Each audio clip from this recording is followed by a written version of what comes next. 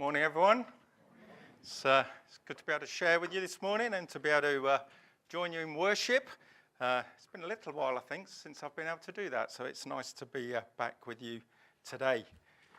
Now, I know you don't normally do candles and that sort of stuff at Aspley, but I have bought a candle this morning, which I want to show you.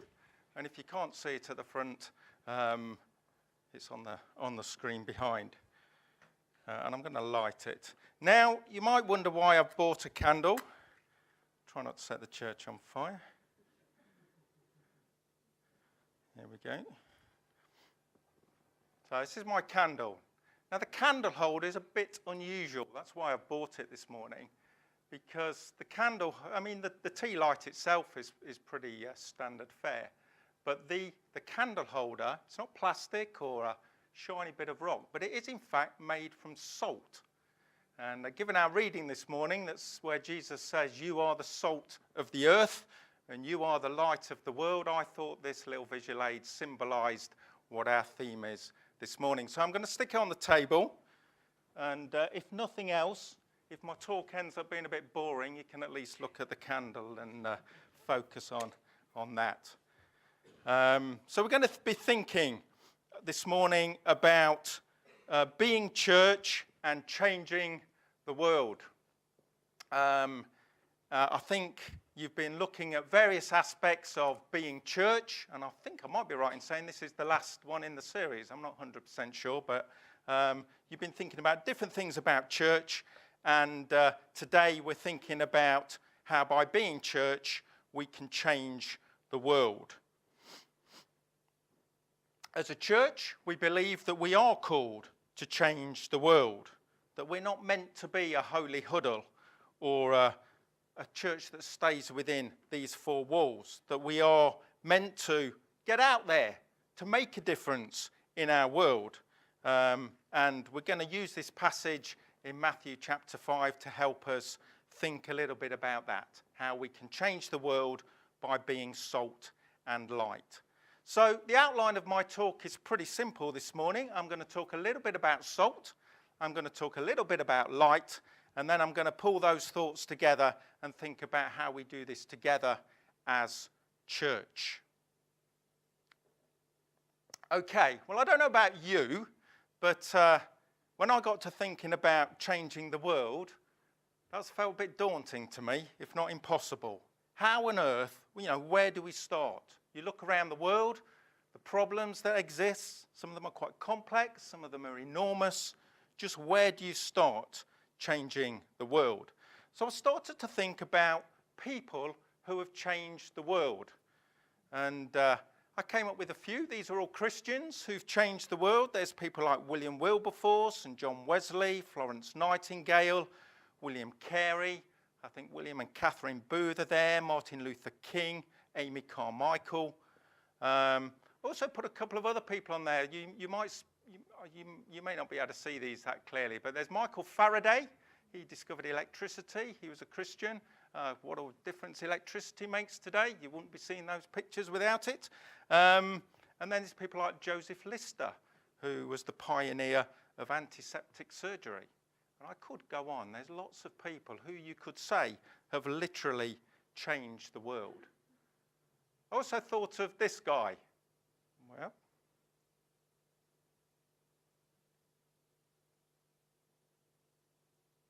there, got there in the end.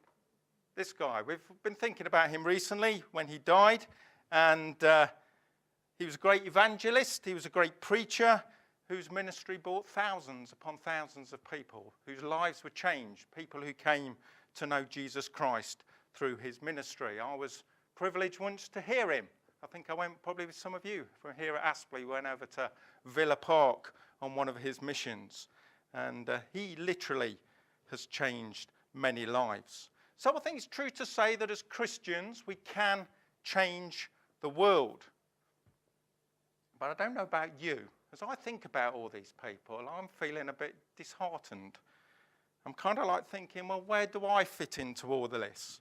Because let's face it, I'm never going to be the next Billy Graham. My impact is not going to be on the scale of those people we've just been thinking about.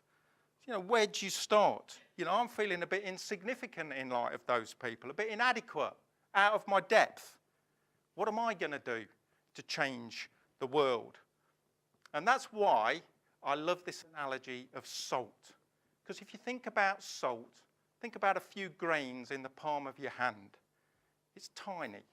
It's insignificant. It doesn't feel like much, does it? And yet Jesus says, you are the salt of the earth, and this is the way I'm going to change the world effectively. Now, I don't think we fully appreciate salt in the 21st century. We see it as pretty mundane, and perhaps we also see it as a negative thing, because the doctors tell us not to eat too much salt, don't they? Because it's bad for our heart and it's not good for us. So we have this bad picture of salt, but actually salt has been pretty important down the ages. It has extraordinary value, particularly because it both preserves and flavours food. We could say other things about salt, but I'm just going to pick on these two things this morning. I'm going to show you another visual aid that I bought with me this morning. Keeps you awake, I'm told, visual aids. But I bought a hat. And this hat I bought in Salzburg. And there's a clue in the name, Salzburg, because you might wonder why I'm showing you a hat when I'm talking about salt. But this hat was bought in Salzburg, and it reminds me of salt. Because if you're any good at German, you know that Salzburg means salt mountain. And if you go into the mountains around Salzburg, they are literally full of salt. And when I was there, I think it was 3 years ago, we went down a salt mine. And there's three, I think, you can go round in near Salzburg. This was to the south of Salzburg. You're on a little train into the mountainside, and you go down some slides, and you go down into the mine. You even, at one point, I remember, you cross the border underground into Germany, which is a bit of a surreal experience, and then come back again. So this hat always reminds me of salt, because I bought it in the gift shop at the end of the tour. So despite the symbol, it's not a Communist Party slogan. It's the logo of the mine. And it reminds me of that day out. The other thing I did think I could show you, talking about, there was another visual aid came to mind, fish and chips. Because we like to put our salt on our chips, don't we? It brings out the flavour. But I thought it was perhaps a bit unfair to put a bag in front of you, especially this close to lunchtime. So I stuck with a hat, even though that might be a little bit abstract. But salt, as I said earlier, is important because it preserves things. And commonly, in Jesus' time and in the many centuries that followed, salt was used to preserve food. I say we don't appreciate it today, do we? We just open the fridge and the food's there, or we get stuff out of the freezer, and we don't think that it might go off if we don't put it in the fridge. It's just second nature to us, isn't it? But you imagine living in a hot climate like Palestine. There's not a fridge or freezer in sight. Your food is soon going to go off. And so salt, they used to salt the food to preserve it. And the bottom line was, if you didn't salt your food, then you'd go hungry because it would go off. So it was essential for survival. And it has been down the ages. So on the one hand, salt preserves. On the other hand, it flavours, like our chips here. I think even if you look way back in the Bible at Job, he says, is tasteless food eaten without salt? So even good old Job knew that salt was important in giving some flavour. But it's true, isn't it? Some foods are a bit tasteless. They're a bit bland or even unattractive. And salt helps to bring out the flavour. And you have to remember too that in a lot of societies, they wouldn't have the range of food and choice. We go to the supermarket, we can buy more or less anything we like. But in a lot of societies, people would have had the same food every day. It'd been fairly repetitive. They wouldn't have had certainly the variety that we have. And therefore, salt was valuable in sort of bringing out the flavour and adding something to the blandness of the food. So I think, in essence, what Jesus is trying to say through sharing this analogy of salt is that by changing the world, on the one hand, we must preserve the world around us. We need to stop it from going bad, like the salt does, because it will. And on the other hand, we're to give it flavour. We're to put something positive back in to our society. I came across this quote by Eugene Peterson, which I quite liked. It said, "Minuscule and insignificant as individual Christians are, we are God's way of preserving society, of sharpening the taste buds of civilization." I like that. That sort of encapsulates for me that analogy of salt. And yes, we are small and insignificant, but we make a difference together. So by being church, I think we need to be a positive influence on the world around us.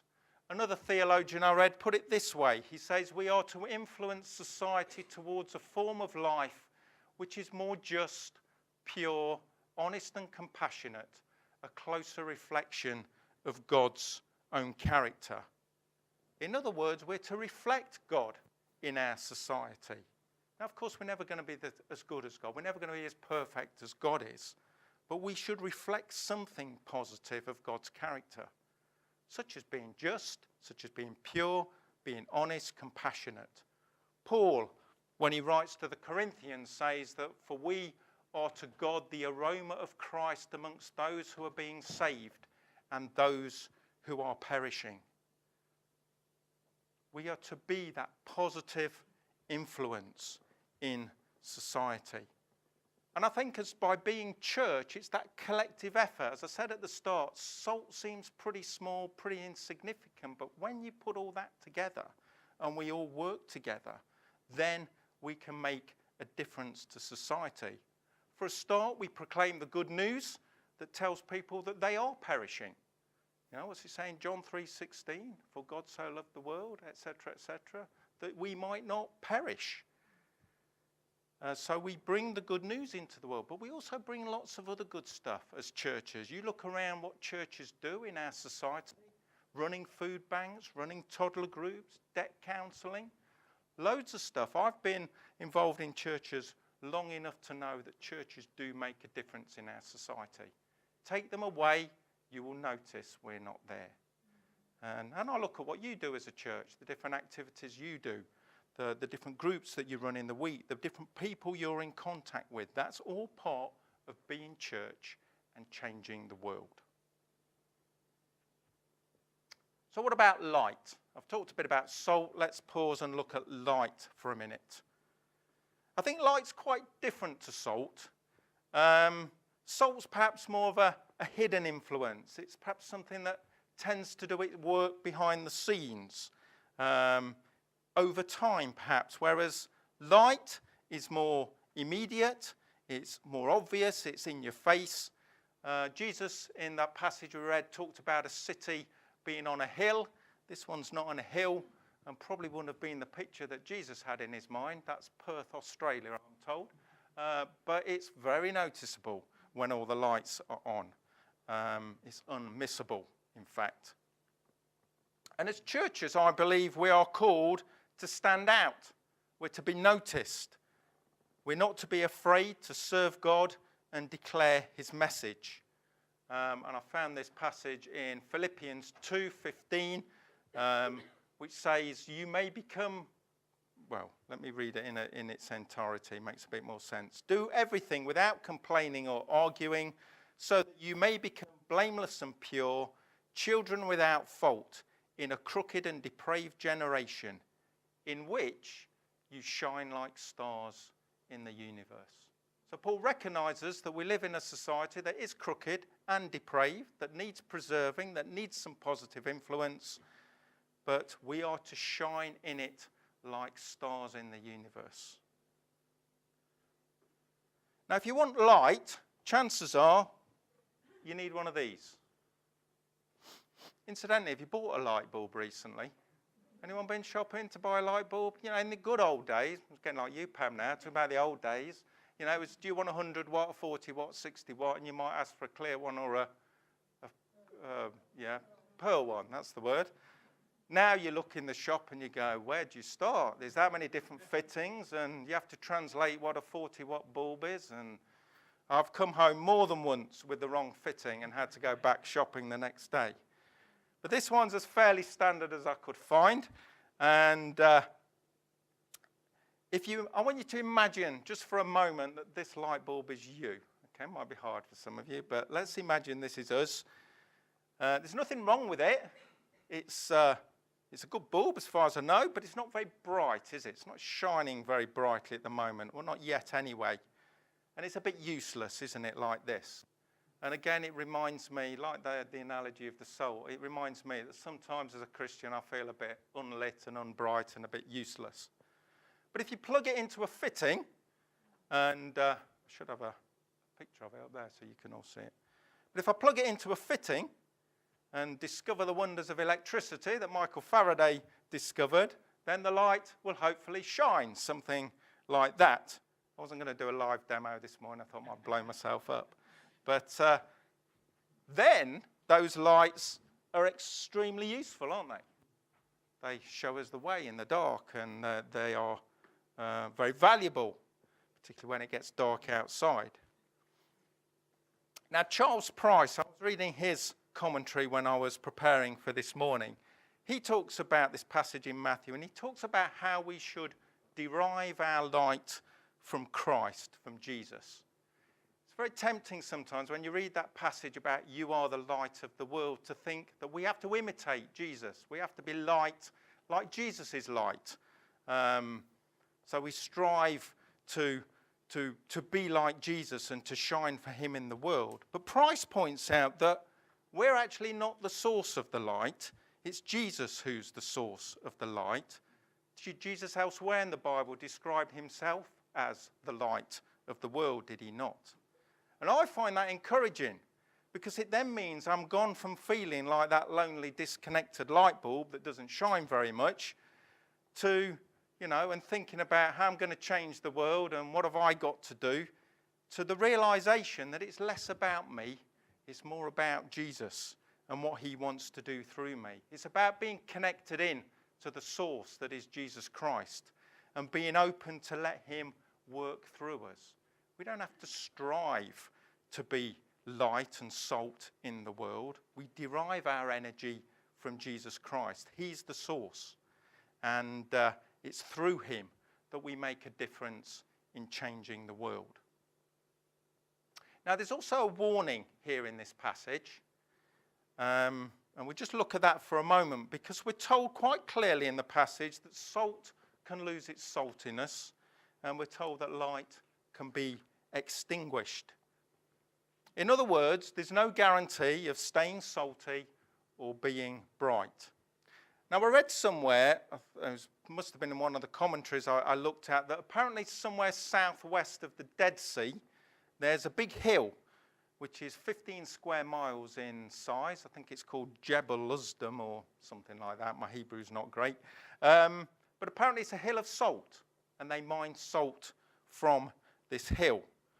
But over time, sort of the chemistry of the area, the salt gets impurities in it, and it gets bad. So if you mine salt out of this hill, I'm told that sometimes you have to chip away at the impurities and the bad stuff around it so you can get at the pure salt. And sometimes it's like that for us, isn't it? If we want to be effective in changing the world, we've got to get rid of the impurities in our life, the things that hold us back, the sin that we need to shake off. Because, and let's be honest, sometimes that can be a bit painful. But if we want to be effective in serving God, then we have to deal with some of this stuff. And that too can be painful at times. And as I said earlier, we need to stay connected to the source that is Jesus. And that takes effort too, doesn't it? We need to pray. We need to read our Bibles. We need to ensure that we're in tune with God. And that takes discipline, and that takes time, and that takes effort. But if we do those things, we can stay salty and we can stay bright so that we can make a difference in our world. Now, I guess much of what I've said this morning could apply to both ourselves as individuals, but obviously you're looking at this theme of being church. And as I've alluded to, I think if you combine this stuff together, we realise that we can be more effective when we're salt and light together as a church. We can be more effective, we can have a greater influence, we can have a bigger impact. That's why I think it's important that we're part of a church. Now, I know churches can drive us mad sometimes. Mine certainly does. In fact, it's quite nice to have a day off not being there. But seriously, being part of a church is important. And we're not a lonely light bulb. If you think back to that picture of Perth at night, together we shine far more brightly than ever we can as one lonely light bulb. Although God does have a place for lonely light bulbs sometimes. But in the main, we're called to do this stuff together. I'm going to just finish with a story that we often share. I run Alpha courses from time to time, and we often share this story on Alpha, so apologies if you've heard it before. But I want to tell you the story of Albert McMakin. Now, Albert was a 24-year-old farmer in the United States, and he became a Christian, and he was so enthusiastic about becoming a Christian that he wanted to tell all his friends what he'd found. And he was wondering how to do this when he learned that there was an evangelist coming to his town. So he thought, great, I'm going to get all my friends to come and hear this evangelist. And he rounded them up, and a lot said they would come, but there was one guy, a particularly close friend of his, who was really reluctant. He did not want to go to this event. So Albert cracked up a plan to try and get him there. And he ended up asking him if he would drive the van to the event. So this guy said, yeah, okay, I'm not coming in, but I'll drive you there if that's what you want me to do. So he drove the van to the event, and the other guys went in, and he sat outside in the van. And after a while, he got a little bored, so we started to have a wander round. And then he thought, well, I'll just have a sneak in at the back and see what's going off. And he went in, and he was captivated by what was happening inside that meeting. So much so that he went the next night, and the next night, and the next night. And in the end, there was an appeal one night, and he went forward to give his life to Jesus. And that guy was this guy, Billy Graham, the guy I mentioned right at the start. Someone identified earlier as changing the world. But who had the most impact on changing the world? You could argue it was our friend Albert, because if he hadn't have got Billy Graham to go to that meeting, then Billy Graham may not have had the ministry that he did. And let's remember too that, although we point to people like Billy Graham and other great people who've done great things in the world, they don't do it on their own. Those of you perhaps who are involved in the Billy Graham campaign know that there's lots of activity going on behind the scenes to make those events the success that they were, whether that's counselling people, talking to people after the event, being in the choir, whatever. Lots of people made a contribution to the success of those things. So we all, don't we? We all have a role to play in church. Paul talks in Ephesians about that, how some are to be prophets and some apostles and some evangelists and so on. It's back, I think you did it in another series, in another one of these sessions earlier on, about the importance of being the body of Christ and how we all have a different role to play in the church. So some of us are to be the bright lights that shine at the front, that are on the hill. And some of us are to be the little grains of salt that are working in the background, behind the scenes. Some of us do a bit of both. But together, and when we're connected to Jesus, working in partnership with him, we make a difference in our world. It's true, isn't it? The world is a dark place at times. You look around, you look at the news, and it can be depressing. But I believe if we follow Jesus, there's always hope. May only be a glimmer at times, but there's always hope. And by being church, we share that hope, don't we? As I say, whether that's being the bright lights or being the grains of salt, we've got something different and we can change the world for the better. But remember, we don't do it in our own strength, we do it in God's. So we need to stay connected and tuned in to Jesus, to work in partnership with a God for whom nothing is impossible. Amen. Now, normally at this point, I'd pick a rousing hymn. How we need, we go out into the world and we're going to change it. But I decided instead we'd sing a more reflective hymn, which is Jesus Be the Centre, because this reminds us that we can't do this stuff without Jesus, that he's our source, that he's our light, and that as a church we're nothing without Jesus. It's all very well going out into the world, but if we don't go out into the world in partnership with Jesus, then we're wasting our time, really. So I think before we do that, it's important to remember how central Jesus is to ourselves as individuals, to our churches. If we get our relationship right with him, then yes, we will be able to go out and change the world. So we'll just pause for a minute, and as we conclude our time together in prayer, maybe you just want to think about what your role is in this church, in its mission of changing the world. Maybe you're like me, sometimes you feel a bit inadequate and don't know where to start. You feel a bit disconnected from God perhaps at the moment. Maybe you need to deal with some of the impurities and sin in your life. Or maybe you're just itching to get out there on that hill and proclaim the good news and the hope that is Jesus Christ. Wherever you are, remember that Jesus is the centre, that it's with him that we do this stuff.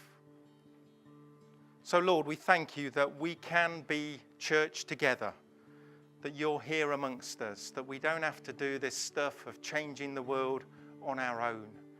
Lord, help us to put our agendas and our demands to one side and to remember that it's you, it's all about you.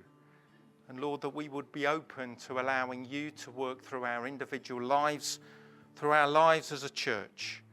That we would allow you, Lord, the light of the world, to be light in us, to be light in our church, so that our lives would show the clarity and warmth of your salvation, that we can show hope to our world.